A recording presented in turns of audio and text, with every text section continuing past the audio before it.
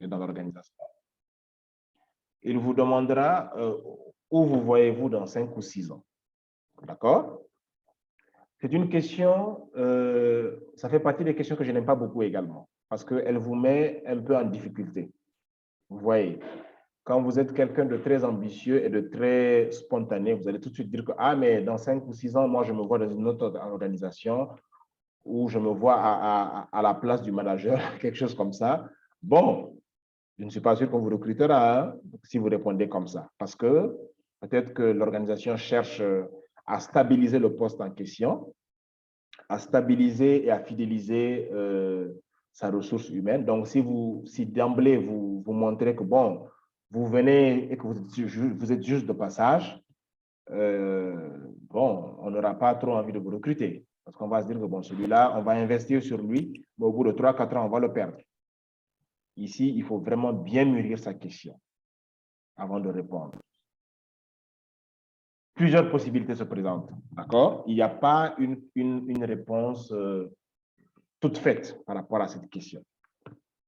Vous pouvez, par exemple, dire que dans 5-6 ans, vous vous voyez donc dans l'organisation à un poste plus stratégique qui vous permettra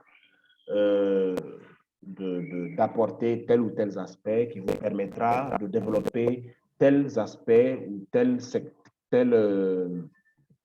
thématique d'organisation qui, à votre avis, mérite donc d'être développé, mérite qu'on y apporte plus d'attention. Ça montrera aux recruteurs que vous avez fait des recherches sur l'organisation, que vraiment, vous savez de quoi vous parlez et que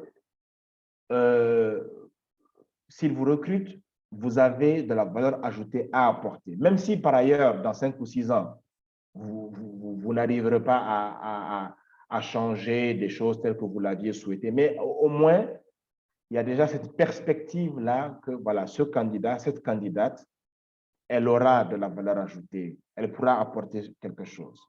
Vous voyez, ou que vous êtes toujours dans l'organisation, au même poste, mais sur d'autres projets, c'est la même chose. C'est toujours de la valeur que vous apportez à l'organisation. Donc, en montrant que vous avez une capacité à vous redéployer dans l'organisation sur des postes, d'autres postes ou sur le même poste, mais sur de nouveaux projets, de nouvelles thématiques. D'accord? Donc, vraiment ici également, la subtilité et de rigueur dans la réponse qui est apportée au recruteur. Autre question qui est très fréquente en fin d'entretien, pourquoi souhaitez-vous quitter votre poste actuel? Moi, par exemple, dans le tout dernier entretien que j'ai passé, là, c'est une question qui est revenue. Ouais. Pourquoi je souhaitais quitter mon poste actuel? Bon, en réalité, je ne souhaite même pas quitter mon poste. Enfin, je ne dirais pas que je ne souhaite pas quitter mon poste actuel. Moi, je n'étais pas dans... C'est pas moi qui suis allé demander. C'est le cabinet de recrutement qui est venu à moi pour me proposer le poste en question.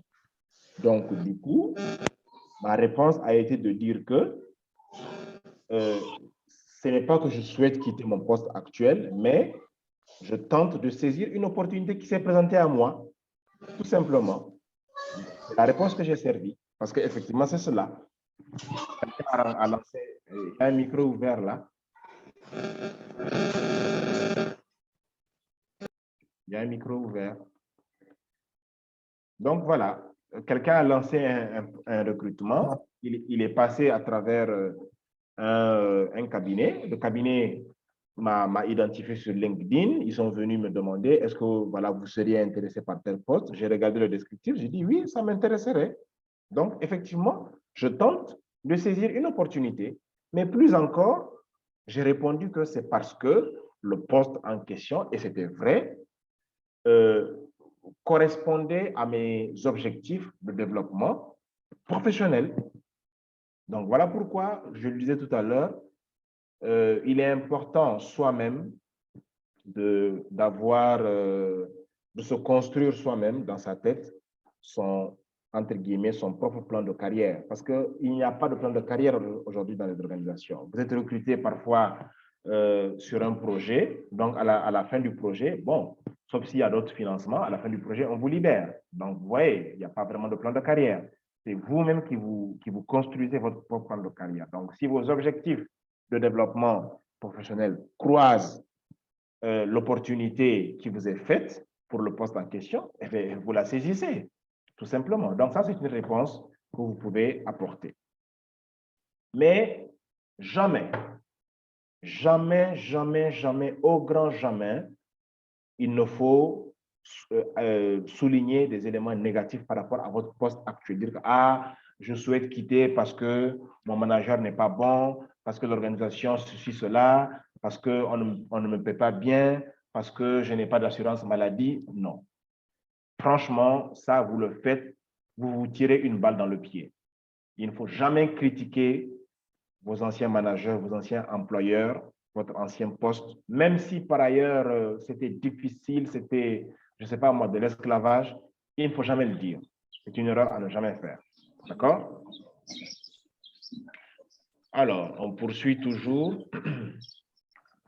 Cette question, quand elle vous est posée, c'est que en général, le recruteur a envie de vous recruter. Je ne dis pas qu'il va vous recruter, hein, mais il a envie. Il commence déjà à, voilà, à se projeter. Ah, celui-là, il pourrait potentiellement occuper le poste. Quand on vous pose une question sur vos prétentions salariales, voilà. Et ici, il faut toujours également se renseigner par rapport à la grille salariale de l'organisation, si vous en avez la possibilité. Et même si vous n'avez pas la possibilité d'avoir des informations à ce niveau, vous pouvez essayer de voir dans d'autres organisations, pour un poste similaire, combien ça paie.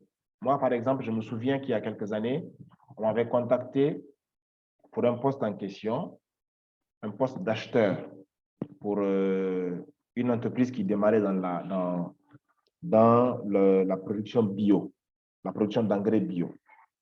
Alors, personnellement, bon, n'ayant jamais évolué dans les organisations, dans les entreprises, les sociétés commerciales, bon, je n'ai même jamais su qu'un poste pouvait s'appeler acheteur.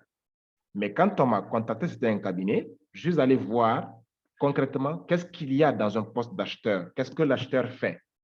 Et ça m'a intéressé. J'ai dit, ah, mais ça, c'est intéressant parce qu'il y a des points qui recoupent ce que moi, je fais actuellement. Et je suis allé voir ailleurs, en France, ailleurs dans notre pays, combien les entreprises paient pour un poste pareil. Et donc, j'ai proposé cela. Bon, j'ai essayé de peut-être proposer un peu moins parce que c'était quelque chose d'assez nouveau au Sénégal. Donc, j'ai proposé un montant et puis bon, on a discuté là-dessus sur la base du montant que j'ai proposé. Ici également, l'astuce.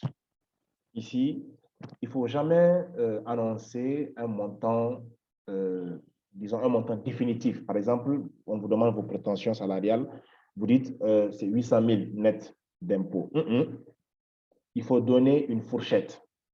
Dire que, voilà, moi je pense que compte tenu des responsabilités du poste, des tâches, etc., je pense qu'un poste pareil, le salaire pourrait valoir entre 800 000 et 1 200 000 net d'impôts, par exemple. Ce qu'il faut faire ici, c'est que ce que vous souhaitez obtenir comme salaire, c'est ce qu'il faut prendre comme limite de la borne inférieure. Si vous devez donner un intervalle et que vous espérez que quand vous serez recruté, vous espérez qu'on vous paie 800 000 francs net d'impôts, il faut donner 800 000 comme borne inférieure de l'intervalle. Donc, vous dites par exemple que vous pensez que le poste là vaut entre 800 000 et 1 200 000 net d'impôts. Au moins, vous saurez que dans la tête du recruteur, il saura que voilà, celui-là, si je le veux, il faut que je débloque au minimum 800 000 francs. D'accord? Voilà. Donc, en général, si vous êtes dans la bonne fourchette, les gens ne sont pas vraiment, ils ne sont pas très, ils ne vont pas essayer d'être là dans du wahale à essayer de trop tirer à longueur là-dessus. D'autant plus que les budgets, les salaires, c'est des choses qui sont, c'est dans des budgets et tout. Donc, voilà, s'il y a possibilité vraiment de payer cela et que la personne pense que vous le valez, ben, elle vous le paiera, hein, sans problème. Euh, alors, là, en général, c'est la dernière question de l'entretien. Quand vous arrivez en bout d'entretien, on vous demandera, est-ce que vous avez des questions? Ah, il faut toujours, j'insiste là-dessus, il faut toujours poser des questions. Parce que vous ne pouvez pas aller à un entretien où potentiellement vous serez recruté au bout de quelques jours ou de quelques semaines et que vous n'ayez pas de questions. Ce n'est pas possible. Vous devez avoir des questions. D'accord? Vous devez avoir des questions sur le poste parce que un poste, même s'il y a un descriptif et que le descriptif essaye en général d'être le plus exhaustif possible, bon, il y a toujours des non-dits. Donc, moi, par exemple, souvent, l'une des premières questions que je pose, c'est au-delà de ce qui est affiché dans le descriptif de poste, quelles sont les autres thématiques ou les autres tâches que je serais éventuellement amené à faire si j'étais recruté. D'accord? Mais vraiment, il faut que ce soit des questions qui soient d'intérêt. Il ne faut pas que ce soit des questions, bon, juste pour poser des questions, quoi. Non, non, non, ça c'est pas bon. Vous ferez mauvaise impression aux recruteurs. D'accord? Moi, par exemple, souvent, je vais demander, bon, l'organisation en question, quel est son positionnement, par exemple, hein, dans l'échiquier des organisations sur telle thématique. Récemment, le tout dernier processus de recrutement dans lequel j'ai été, qui était pour un poste quand même qui était d'un certain niveau, voilà, ça, vous venez avec des questions stratégiques. Demandez, voilà, dans le pays en question, comment l'organisation se positionne par rapport aux organisations de développement humanitaire sur la thématique sécurité alimentaire, eau, hygiène et assainissement. Ah, là, vous montrez aux recruteurs que vraiment, vous êtes dedans, comme on dit. D'accord? Mais, encore une fois, et je l'ai mis en rouge, il ne faut jamais, si par exemple la question précédente, la question concernant les prétentions salariales, si ce n'est pas le recruteur qui vous l'a posé, ne prenez jamais l'initiative de la mettre sur la table vous-même. Ça fait très mauvaise impression. Laissez toujours le soin au recruteur de parler salaire. Et même si précédemment vous avez déjà parlé salaire, ne ramenez pas cela sur la table. Par exemple, en demandant quels seront vos avantages, quels seront, je ne sais pas, est-ce que vous aurez une assurance, est-ce que vous aurez un téléphone de service, est-ce que vous aurez une dotation de crédit, un véhicule de fonction. Laissez le soin. De toute façon, si après la sélection finale, on vous contacte pour vous dire que c'est vous qui avez été retenu, vous aurez largement le temps de discuter de ces questions-là. D'accord? Moi, je vais donner quelques exemples de questions qui peuvent être posées. Par exemple, si vous avez fait des recherches et que vous vous êtes rendu compte qu'il y a quelques mois ou bien l'année dernière, un bailleur a financé l'organisation par rapport à un projet sur une thématique donnée et que ce projet est resté sur 3, 4, 5 ans, vous pouvez demander où en êtes-vous par rapport à tel projet, parce que j'ai vu sur votre site Internet que voilà, tel bailleur vous a financé, ou même si le projet a été clôturé, vous pouvez demander quelles sont les perspectives, est-ce qu'il y a une phase 2 en perspective, des choses comme ça. Ça, c'est des questions que vous pouvez poser. Cela montre que vraiment, vous êtes renseigné sur l'organisation et que vous tentez de savoir comment vous pouvez vous positionner dans l'organisation une fois que vous serez recruté. Moi, en général, il y a une question que j'aime bien poser parce que ça permet également de voir un peu quelle est la personnalité du recruteur. Parce que comme je l'ai dit, le recruteur est potentiellement votre futur collaborateur direct. Donc, j'aime bien demander au recruteur qu'est-ce que vous appréciez le plus chez un collaborateur.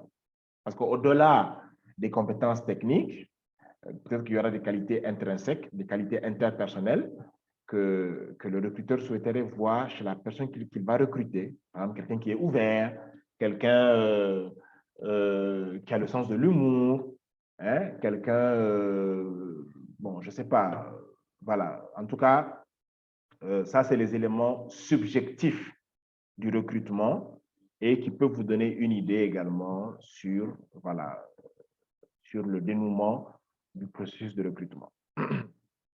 pouvez également demander s'il y a un plan d'accompagnement du développement des compétences.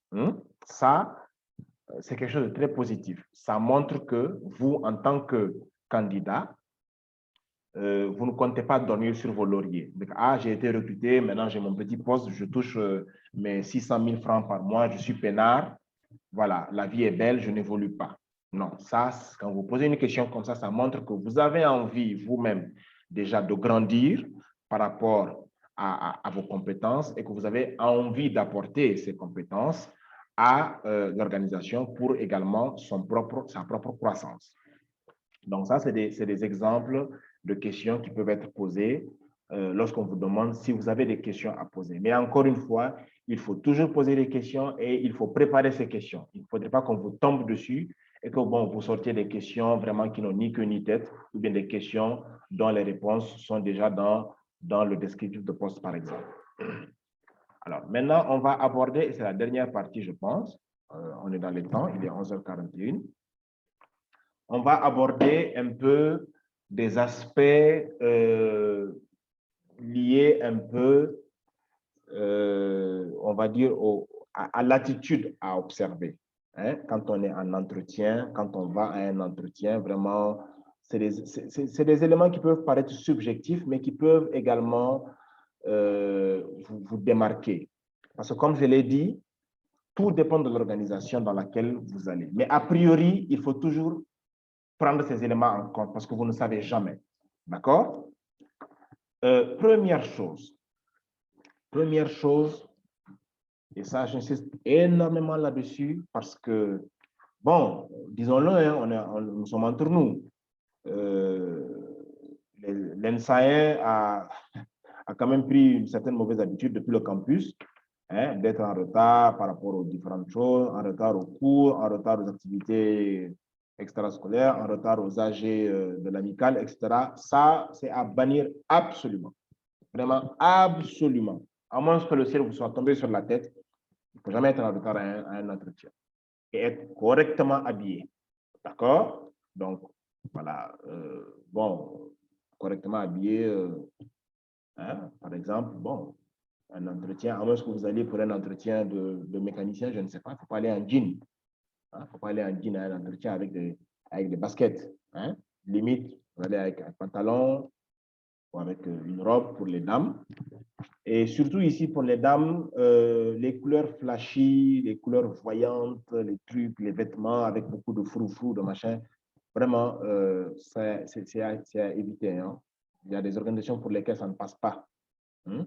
Surtout pour les banques, par exemple, on aime bien les couleurs neutres, les trucs discrets, hein?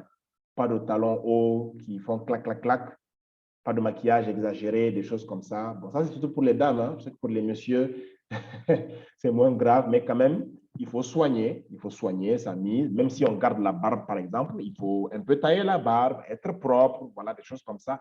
Ça, c'est des choses qui sont intéressantes. Surtout si c'est un poste de responsabilité, parce que, comme on le dit en Wolof, hein, voilà, Boubou Khalif Tef Tamit, voilà, faut que tu es capable vraiment de remplir valablement ton rôle de manager, donc de kilifa.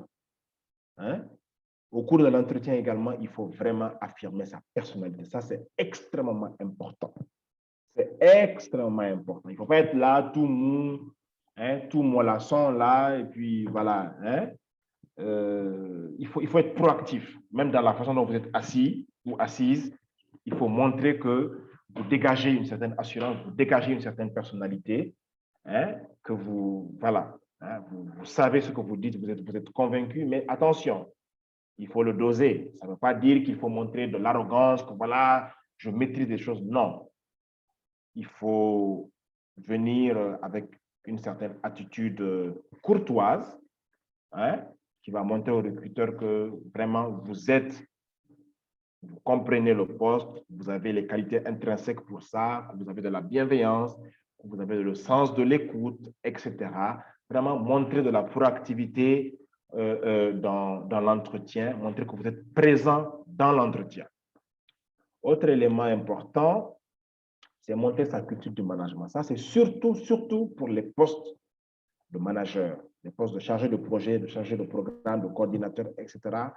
Montrez que vous avez une culture du management des objectifs. Parce que c'est ça, hein, à ces niveaux-là, chargé de programme, coordinateur, directeur, deputy chief of party, des choses comme ça, vous allez manager des objectifs, vous allez manager de la ressource humaine, de la ressource logistique, de la ressource financière, vous allez manager du temps, c'est important, un manager, il gère son propre temps, il gère le temps de ses collaborateurs avec qui il travaille.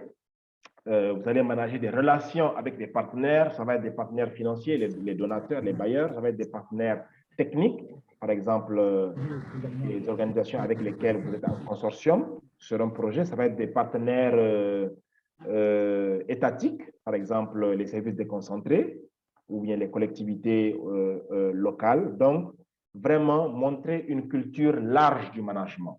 Le management des risques, le management des conflits, montrer comment est-ce que lorsque des conflits interviennent dans l'équipe, comment est-ce que vous les gérez, comment est-ce que vous les prévenez. Tout ça, c'est des éléments qu'il faut bien préparer, mais encore une fois, ce n'est pas des choses que vous allez bûcher comme ça, comme une leçon.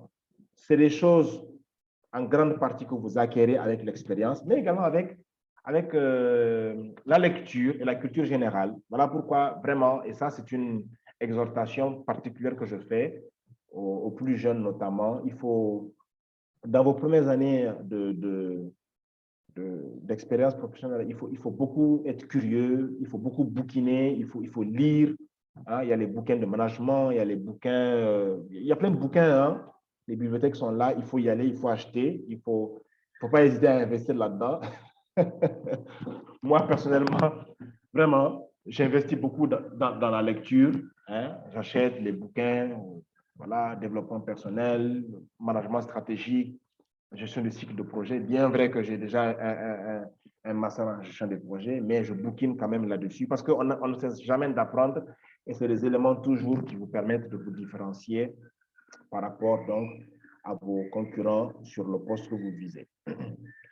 Le discours clair et structuré, ça également c'est important. Voilà pourquoi il est important de simuler, hein, de simuler, vraiment autant de fois que vous le souhaitez, jusqu'à vous sentir assez en confiance pour aller, hein, et puis voilà, convaincre hein, le recruteur que vraiment celui-là, il est le bon candidat. D'accord? Montrer sa capacité à s'intégrer, bon, ça on l'a déjà dit, c'est la flexibilité. Oui, être dynamique, être énergique, être proactif dans sa prise de parole, hein, parler distinctement hein, pour qu'on puisse bien vous entendre, bien articuler, etc. Ça, c'est des éléments qui sont importants. Voilà, la prise de notes également, elle est très importante. Surtout lorsque le recrutement se fait en plusieurs étapes. Il y a des recrutements qui vont se faire en 3 entretiens. Moi, le dernier processus de recrutement dans lequel j'ai été, c'était ça. 3 entretiens et c'était assez long et fastidieux, mais voilà. Parce que, comme je l'ai dit, c'était pour un poste d'un certain niveau. Donc, il fallait vraiment hein, être très, vous voyez. Donc, il faut prendre note. Il faut prendre note et montrer au recruteur qu'on prend note. Parce que si vous ne prenez pas note et que vous passez à l'étape suivante du recrutement, vous n'aurez pas des éléments pour pouvoir vous préparer. Quand vous prenez note, ça vous permet vous-même à la fin de l'entretien de dire que, sur tel aspect, j'ai été quand même, voilà, je me suis bien défendu, mais sur tel autre aspect, il faudrait que je me prépare mieux pour la suite du recrutement ou même pour un autre entretien, un jour. Parce que, et c'est le moment de le dire, un entretien d'embauche, ce n'est jamais, c'est pas juste un examen que vous passez et puis bon, si on vous recrute, c'est bon, si on ne vous recrute pas, bon, vous passez à autre chose. Non, il faut apprendre des entretiens que vous passez. C'est important. Il faut vraiment toujours capitaliser. Moi, aujourd'hui, chaque entretien est l'occasion pour moi d'apprendre sur moi-même. Vous voyez, d'apprendre sur moi-même, d'apprendre sur les autres organisations, sur les autres cultures de management et tout ça. Et c'est vraiment intéressant. C'est vraiment intéressant parce que vous ne sortez jamais perdant. Même si on ne vous recrute pas, vous ne sortez pas perdant. Vous accumulez du savoir, vous accumulez de la compétence et vous vous performez pour mieux faire une autre fois. D'accord? Donc, la prise de notes, elle est importante. Autre aspect, je crois qu'on est presque à la fin. Ah! Ça, souvent, c'est quelque chose que l'on fait pour vous déstabiliser. Vous arrivez en début d'entretien ou bien en cours d'entretien, on vous propose un café. Bon, le recruteur, lui, il est à l'aise parce que lui, il est dans son élément. Hein? C'est lui qui vous reçoit et tout. Il va demander à son assistant de lui servir du café en cours d'entretien ou bien en début d'entretien. C'est fait exprès. C'est fait exprès. Mon conseil, quand même, bon, c'est de décliner. D'accord? Sauf si vraiment, parce que souvent, vous aurez un type d'entretien, bon, c'est assez particulier, hein, où vous avez quelqu'un qui vous appelle, on vous appelle dans un hôtel, par exemple, dans un restaurant, et puis au moment où vous déjeunez ensemble, et c'est au cours du déjeuner que, ou bien vous prenez un café ensemble, et c'est au cours de la discussion que se passe l'entretien en réalité. Bon, ça, c'est des situations vraiment très particulières. Mais si vous allez en entreprise, vous-même, vous voulez pour partir et tout, pour qu'on vous auditionne, c'est un élément qui peut vous déstabiliser parce que vous allez être là à prendre du café. Non, non, non. Restez concentré, déclinez la proposition que vous faites, mais de façon élégante. Comme merci, j'ai déjà pris un café ce matin. Merci, mais je ne bois pas de café. Voilà. Et vous passez à autre chose. Vous restez concentré sur ce qui vous a amené. D'accord? Donc, être honnête et convaincant, bon, ça, on l'a déjà dit, hein. Par exemple, et ça, c'est extrêmement important. C'est extrêmement important. L'honnêteté, je l'ai dit tout au long. Je l'ai dit avec le CV, je l'ai dit avec la lettre de motivation, et je le redis ici. Si on vous pose une question, est-ce que vous avez telle compétence? Est-ce que vous avez déjà fait ceci? Combien d'hommes avez-vous déjà eu à gérer? Soyez toujours honnête. C'est toujours mieux de dire que, écoutez, je n'ai pas eu à faire exactement cela, mais voilà ce que j'ai fait qui se rapproche de ça.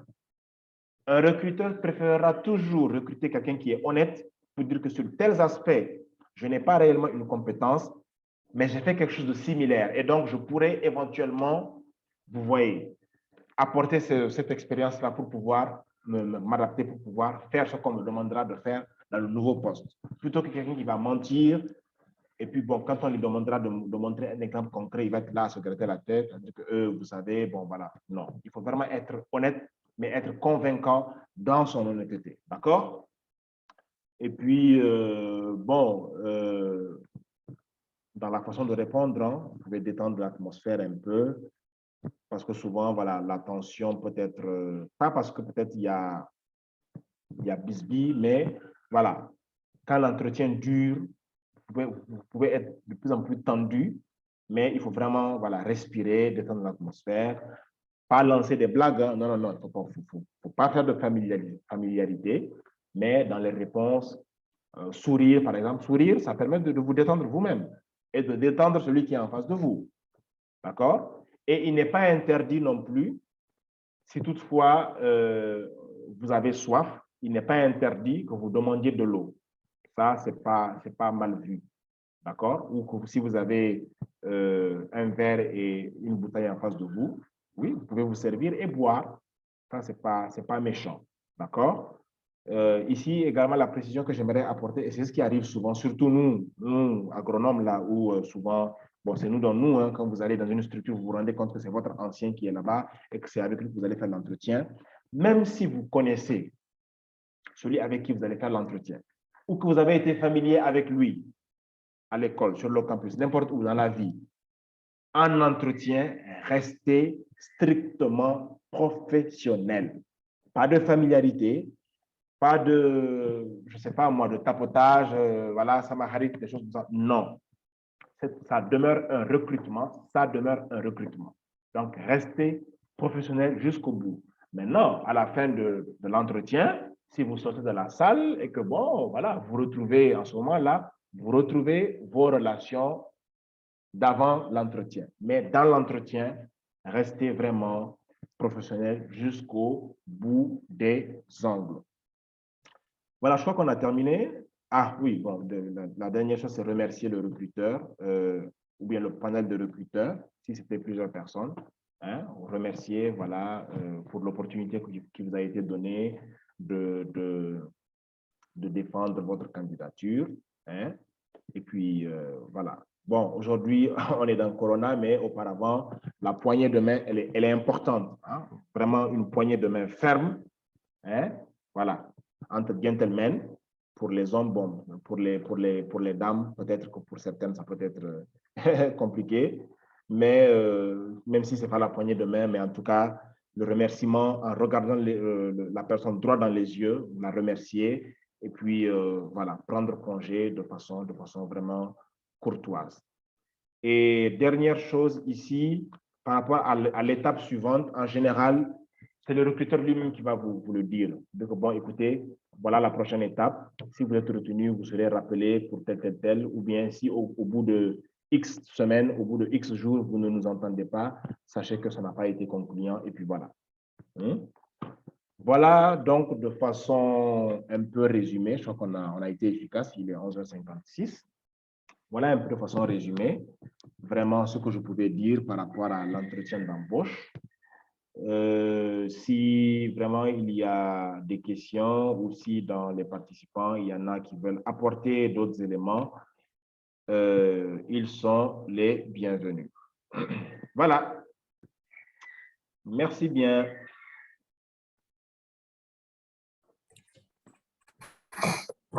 Merci Abdel, merci Abdel. Je pense que ceux qui sont là sont d'accord que vraiment ça a été une très belle expérience parce que ce qui a été dit ici, c'est sur la base des expériences vécues et c'est très important. Tout le monde a essayé de prendre note. Et je pense que le merci, c'est le merci pour pouvoir ouvrir aussi peut-être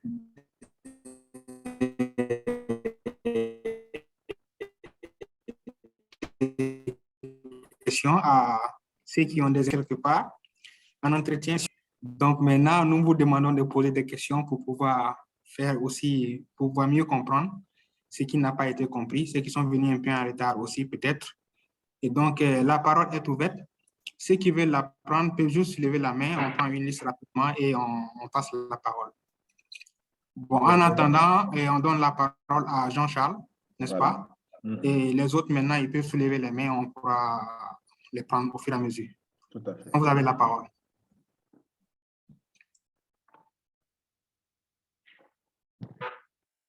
Ou sinon, Jean-Charles, si tu n'arrives pas à, mais il utilise un iPhone, je vais lui dire d'écrire dans le chat.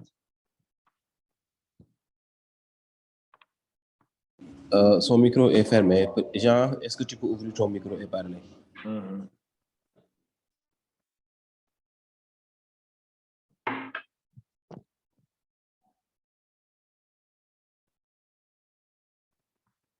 Bon, si Jean n'est pas prêt, peut-être on prend quelqu'un d'autre en attendant.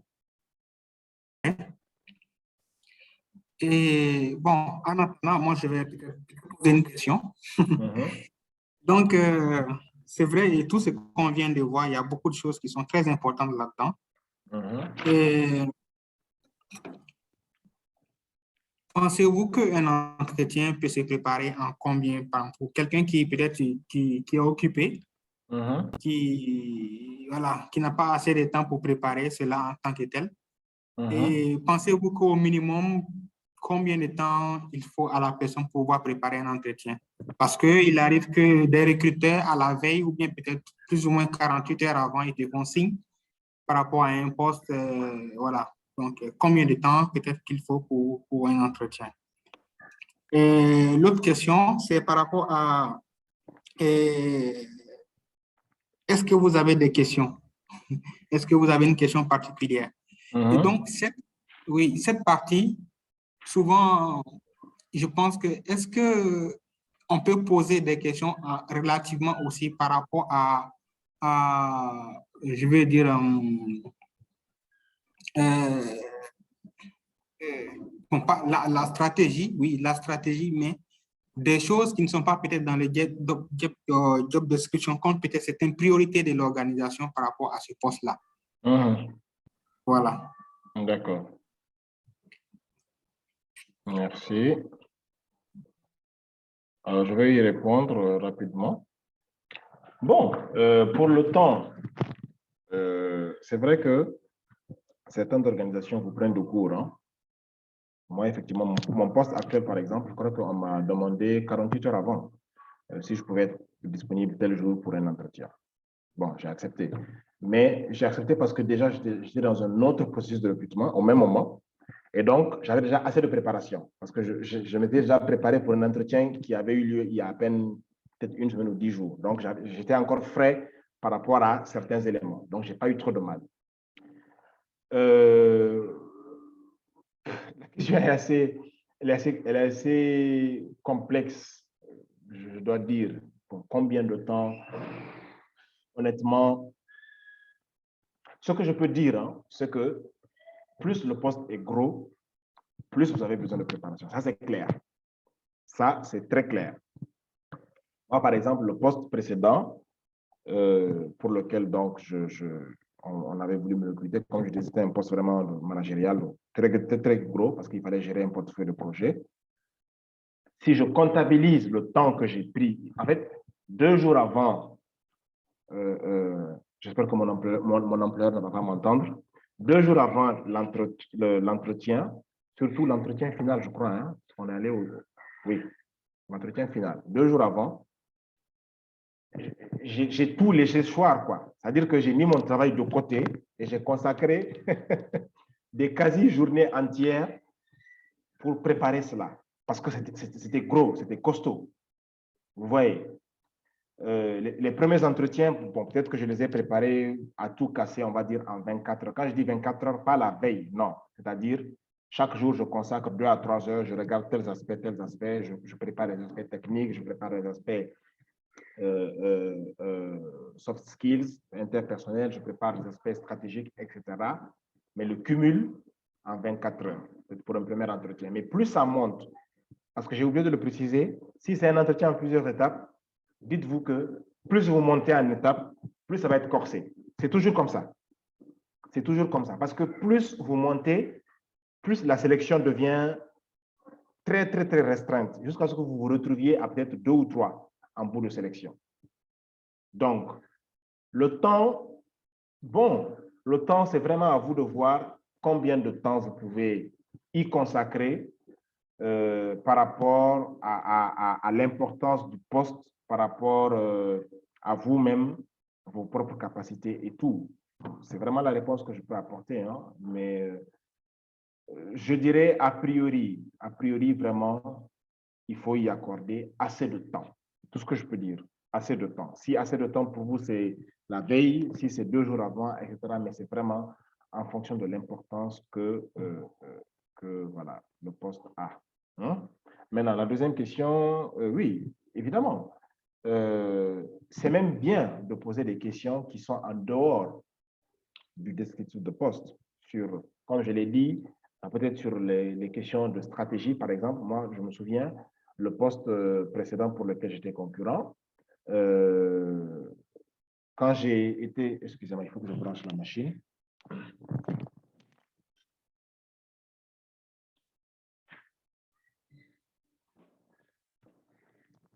Quand j'ai fait les recherches pour voir un peu l'organisation, où est-ce qu'elle en est et tout ça, je me suis rendu compte que l'organisation en question avait un nouveau plan stratégique quinquennal qui avait débuté, je pense qu'il a débuté juste l'année dernière. Donc, j'ai demandé où est-ce que l'organisation en question en est par rapport à ce plan stratégique. Vous voyez, par rapport à sa mise en œuvre, par rapport à son articulation avec les politiques publiques du pays pour lequel on voulait me recruter. Vous voyez, quand je demande par exemple, je donne un autre exemple, parce que j'avais fait vraiment des recherches très poussées. Je demandais, bon, écoutez, j'ai vu que l'organisation en question intervient dans telle zone du pays, mais par rapport aux aspects sécuritaires, quelles sont les dispositions qui sont prises en charge, qui sont prises pour un bon déroulement des activités par rapport aux équipes qui sont sur place? et par rapport aux équipes qui sont appelées à se déplacer de la capitale vers la zone en question, parce que c'était une zone à risque. Bref, il faut vraiment dans les questions relancer le recruteur. Vous voyez, lui montrer que, voilà, non seulement vous êtes intéressé par le poste, vous avez fait des recherches et que vous savez, en tout cas, vous avez une idée assez claire de ce vers quoi vous allez si toutefois vous êtes recruté. C'est ça, en réalité. Alors, j'espère que j'ai répondu. Est-ce que Jean... Oui. Est-ce que Jean... Est-ce qu'il y a quelqu'un qui veut poser une question? Sinon, bon, je pense que je vais poser peut-être une dernière question, si vous me le permettez. Oui. Et par exemple, bon, tu es dans une organisation et il y a un poste à pourvoir ou bien une poste à compétition dans cette même organisation-là. Et souvent, il apparaît peut-être que en guillemets, tu connais l'organisation étant que tu es là-dedans. Et face à cette situation-là, comment on peut peut-être comment on appelle même là, se préparer à des questions éventuelles sur peut-être les questions salariales, par exemple, puisqu'on peut supposer que tu connais la grille salariale, et aussi à certaines questions comme peut-être tes compétences, en guillemets, parce que le recruteur en tant que tel dans l'organisation, il connaît plus ou moins tes compétences. Comment rechercher ces informations-là? Parce que supposons que le recruteur te connaisse. Oui, écoutez, c'est la même chose, hein? C'est la même chose. Vous pouvez être dans l'organisation, un poste s'ouvre, vous pensez être, en tout cas, pouvoir l'occuper. Oui, vous connaissez effectivement la grille de l'organisation. Si vous connaissez la grille de l'organisation et que vous savez que si vous allez à ce poste-là, votre salaire va demeurer intact, bon, c'est que vous décidez d'y aller peut-être parce que le poste en lui-même vous apporte un plus par rapport à votre expérience professionnelle, ou bien parce que le poste vous permet, disons, vous intéresse plus que votre poste actuel. Ça, c'est un. Ou vous connaissez la grille salariale, mais que vous espérez une réévaluation de votre rémunération. Parce que ça, c'est clair. C'est rare qu'on quitte un poste pour un autre dans la même organisation en gardant le même niveau de salaire. Ça, c'est... Franchement, ça ne se fait pas. Hein? En général, quand vous quittez un poste pour un autre, à moins que vraiment ce soit juste une permutation simple.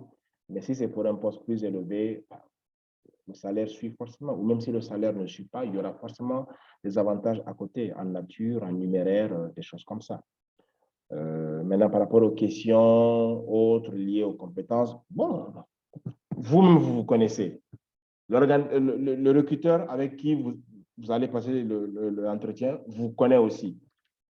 Chacun connaît son camarade, comme disent les Ivoiriens. Donc, mais il faut juste venir avec l'honnêteté, comme j'ai dit. Vous êtes conscient de vos propres compétences et de vos faiblesses. Vous êtes conscient de comment ces compétences peuvent être mises à profit pour le poste. Vous êtes conscient de comment est-ce que vous devez pouvoir surmonter ces faiblesses-là pour pouvoir remplir les exigences du poste. Il n'y a pas de comment dirais-je, il n'y a pas de magie. Hein. Par contre, l'erreur, c'est que justement de se dire, ah, moi, je suis déjà dans l'organisation, je connais bien, machin, je suis familier avec les gens, on va me prendre. Non. Si c'est un poste qui est ouvert à des recrutements externes, mais on donne la possibilité aux internes également de candidater, mettez-vous au même pied d'égalité que tout le monde. Parce que sinon, quelqu'un va venir de dehors, montrer plus de punch, plus de dynamisme. Ah ben, écoutez, le recruteur, lui, il est sans sentiment. Hein. Il cherche quelqu'un qui va lui donner des résultats. Donc, s'il trouve que celui qui vient de dehors est plus à même de lui donner des résultats, il va le recruter. Donc, c'est ça. Oui, Dada?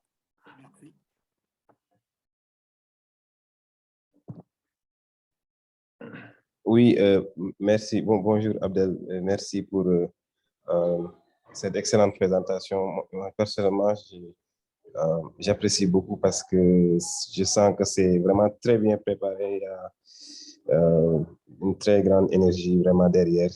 Vraiment merci pour tout cela, pour ce partage.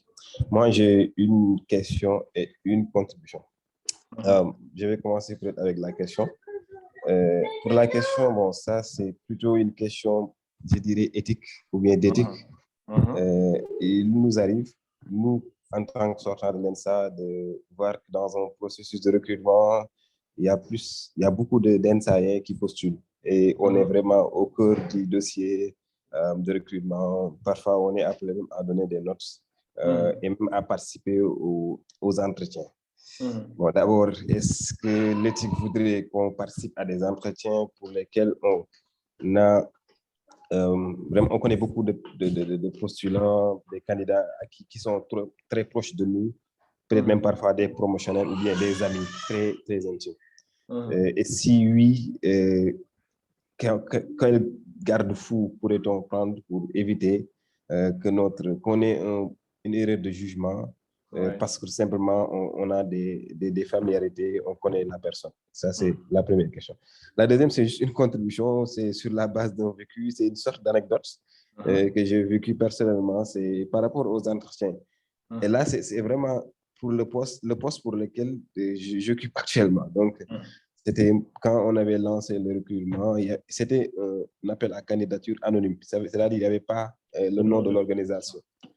Voilà. Donc, après, quand la personne m'a appelé, je lui ai demandé c'est pour quelle organisation parce que bon, j'avais postulé parce que j'étais dans une organisation où je voulais vraiment quitter. Je ne voulais pas rester. Donc, j'ai postulé à beaucoup de candidatures. Après, je lui ai demandé le nom de l'organisation pour laquelle il faisait le recrutement. Parce qu'ils avaient pris un cabinet qui devait se charger d'abord du premier processus de recrutement. Après, il y avait des entretiens à n'en plus finir. Quand je lui ai demandé, il m'a donné le nom d'un programme qui s'appelait STARS.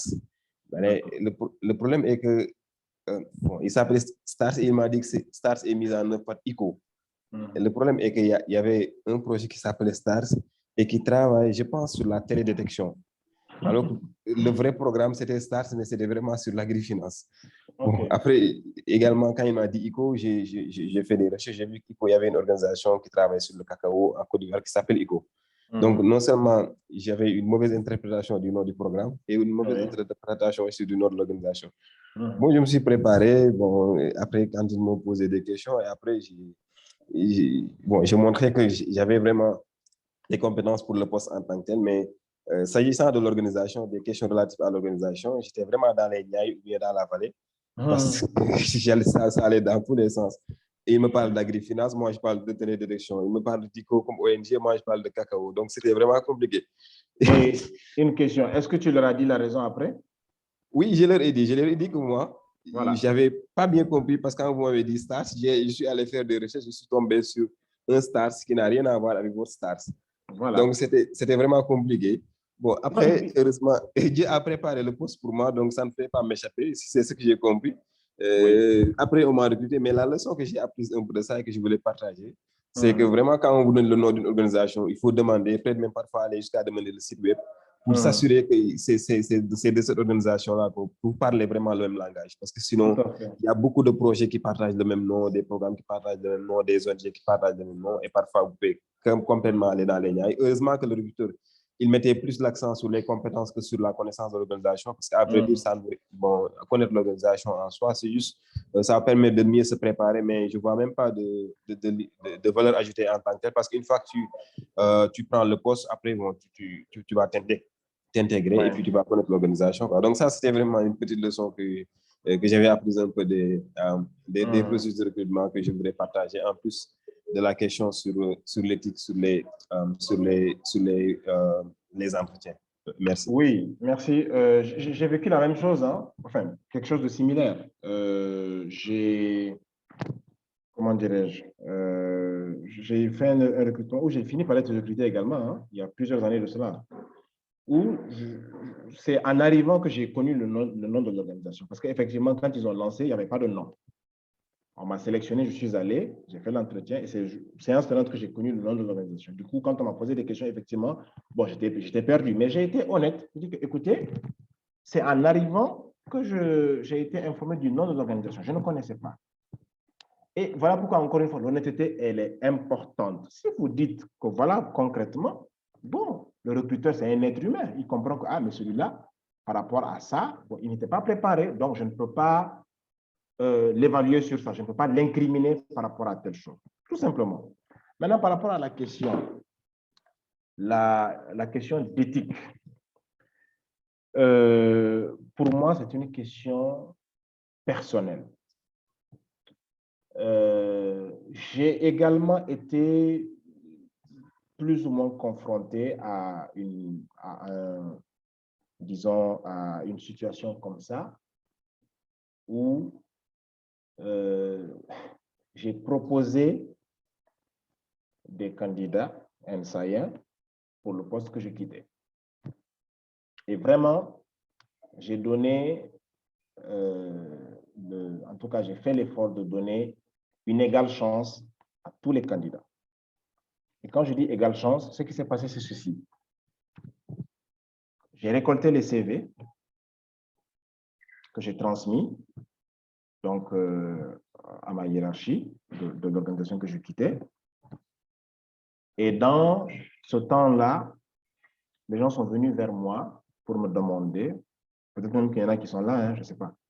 Les gens sont venus vers moi pour me demander, enfin certains sont venus vers moi pour me demander des informations sur le poste, sur l'organisation et tout ça.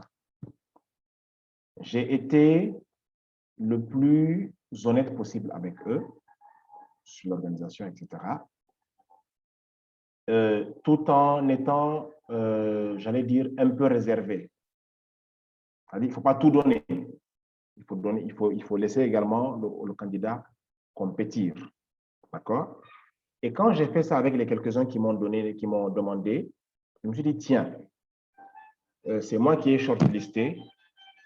Il faudrait que tout le monde soit au même niveau de départ dans les starting blocks. Donc, j'ai également donné les mêmes informations aux autres afin que tout le monde soit au même niveau si toutefois maintenant on les appelle pour les entretiens. Moi, voilà comment j'ai géré la chose. Bon, mais encore une fois, c'est personnel. Moi, ça, les questions d'éthique, bon, c'est des questions, c'est personnel. Parce qu'aujourd'hui, vous savez, beaucoup de recrutements, hein, je ne vous apprends rien du tout. On les voit dans la presse, dans les journaux, sur les sites de trucs, machin, mais les gens ont déjà leur candidat. On fait un appel, on sélectionne et tout, juste parce qu'il faut respecter la procédure pour que demain, en cas d'audit, vous puissiez dire qu'effectivement, vous avez respecté la procédure concernant le recrutement. Mais sinon, les gens ont déjà leur candidat. Donc, bon, voilà. Mais sinon, si c'est vraiment quelque chose de transparent de bout en bout, voilà, il faut mettre les formes en faisant les choses. Moi, c'est comme ça que je vois les choses. Hein. Même si c'est des amis proches, etc., s'ils viennent vous demander, bon, s'ils viennent vous demander et que vous avez la possibilité de les orienter, bon, pourquoi pas? Pourquoi pas? Si, je prends un exemple, vous faites partie de ceux qui recrutent, de ceux qui sélectionnent les CV. Vous y avez vu des CV de gens qui vous sont proches et qui sont réellement compétents pour le poste, qui ont de bons profils pour le poste. Après, on les contacte, ah voilà, vous allez passer un test ou ceci, cela. Je ne dis pas qu'il faut prendre le test pour aller leur donner, pour qu'ils se préparent. Ça, c'est de la triche par contre. Mais s'ils viennent vous poser des questions, plus tard, par rapport à un entretien, comment ils peuvent se préparer? Bon, quelque part aussi, c'est leur chance de connaître quelqu'un dans l'organisation. Leur chance, c'est un wërsëg, comme on le dit en Wolof. Donc, si c'est leur chance qu'ils aient quelqu'un à l'intérieur qui peut les orienter, qui peut les guider pour mieux préparer leurs entretiens, est-ce que c'est mal? Je ne pense pas, hein, personnellement. Donc, voilà.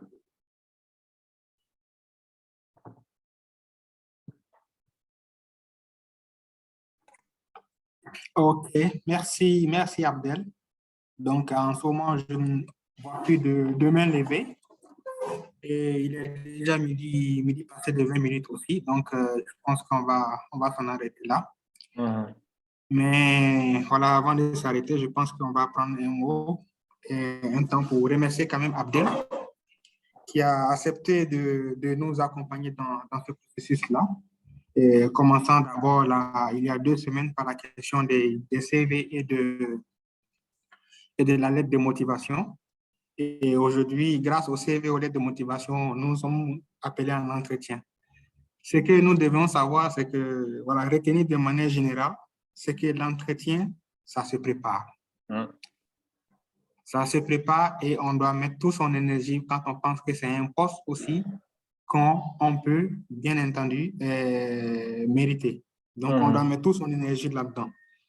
Et on ne va pas revenir sur peut-être tout ce qui a été dit, mais quand même aussi, on va préciser une chose, compte tenu du fait qu'on avait donné un CV. Donc, il faut bien savoir ce qui est dans le CV et il faut bien aussi savoir ce qu'on demande dans les job descriptions.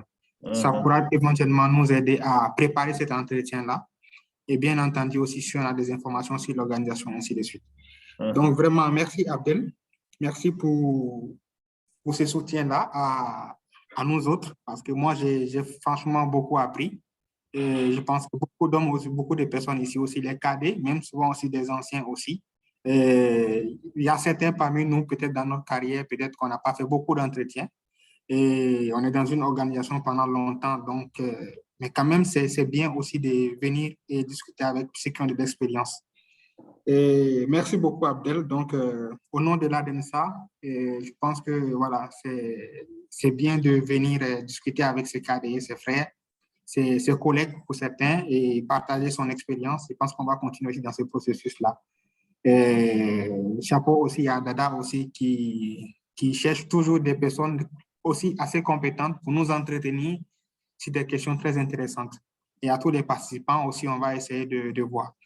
Et malheureusement, durant l'enregistrement, bon, j'ai eu un problème de connexion, ça s'est interrompu et on a dû reprendre. Mais quand même, bon, je pense qu'on va essayer de voir comment les partager. Si aussi c'est possible d'avoir peut-être des fichiers en format PDF aussi partagés dans le groupe, ça serait intéressant. Voilà, donc vraiment merci et chapeau à tout le monde.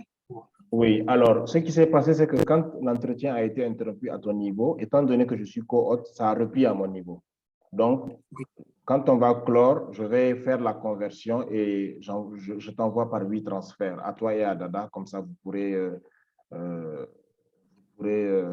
après partager. C'est ça, c'est ça. Voilà, merci beaucoup Abdel. Et à la prochaine à tout le monde. Merci à tout le monde. Merci à tous, bon week-end et vous bon pouvez repos. ouvrir aussi vos micros, voilà, dire quelque chose et on peut prendre une photo. Bon, ils sont en train déjà de partir. Ouais. Merci à tout le monde. Merci à tous. Au moins les vidéos pour ceux qui sont là pour voir cet image avant de se quitter, c'est bien. Voilà, on peut screenshotter ça si vous voulez même. Ouais.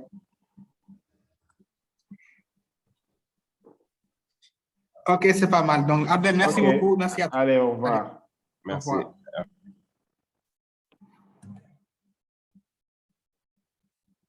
Merci à tous.